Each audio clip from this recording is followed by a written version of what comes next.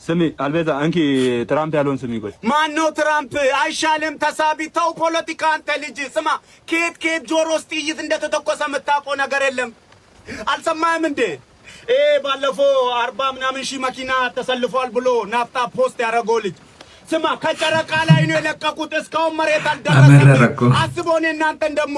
የሆነ ሚሳኤል ላይ ጠቅልሎም ማለት ነው የሆነ ፕላኔት ላይ ነው ሄደን ምንጋየው ዝም ብለን አንኖርም እንደዚህ ነበሩ ነው የምታስብለን ንክነሽ ዝም ብሎ ማለም ይሻላል ይኸው ልንገርክ አሁን የሆነ አይዲያ ምናምን በት ብለን የሆነ ስራ ነው በቃ መሰካት ያለብን እኔ የናቴ ወድ ውስጥ ይያለው ነው የዛሬ 40 ምናምን አመት ነው የሚታየኝ